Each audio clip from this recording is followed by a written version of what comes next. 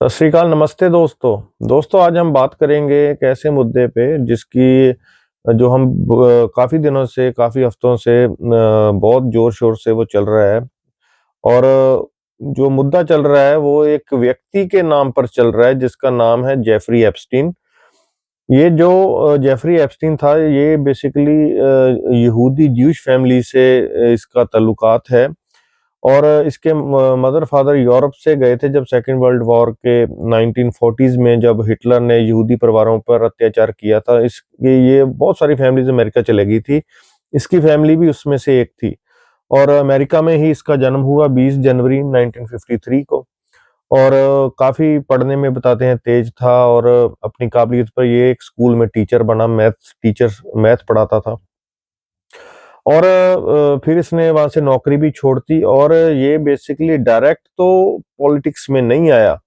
लेकिन आपने अक्सर देखा होगा कि हर जगह सरकारों, जो गवर्नमेंट्स होती हैं, उनके आसपास कुछ चाटुकार लोग होते हैं। उनके पास कोई सरकारी ओहदा, तो कोई सरकारी ऐसा वो तो नहीं वो लेते, वो कोई जैसे मिनिस्ट्री, लेकिन पावर उनके पास पूरी होती है। कोई ऐसे चाटुकार ब्रोकर, और अगर मैं थोड़ा सख्त लफ्जों में कहूँ, दलाल जिनको बोल देते हैं। अक्सर आपने देखा होगा सरकारी जो दफ्तर होते हैं, ये जो अदारे या गवर्नमेंट्स होती हैं, ये सीधी तो कई बार नहीं डील करती। और ये ऐसे ब्रोकर्स, ऐसे दलाल होते हैं। जैसे अब अक्सर आपने सुना होगा जब वेपन्स की डील होती है, ऐसे जी ब्रोकर आ गए। तो ये भी एक ऐसा ही ब्रोकर था। और एक इतना ताकतवर मुल्क जो यूनाइटेड स्टेट्स ऑफ अमेरिका, उसकी जो गवर्नमेंट का जो ये ब्रोकर बन गया था, कोई भी वहां पे पार्टी है, चाहे रिपब्लिकन चाहे डेमोक्रेट, ये सबका चहेता बन गया।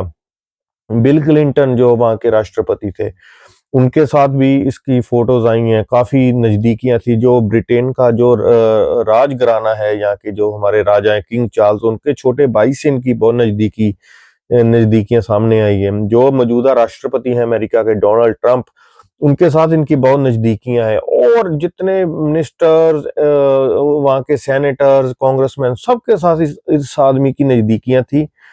और इसका जो नजदीकियां थी, उसका एक कारण सबसे बड़ा ये है कि इसके जो घर थे, जो आइलैंड थे, समुद्र के बीचों बीच, जैसे प्राइवेट आइलैंड होते हैं ऐसे थे। कोई सड़क नहीं।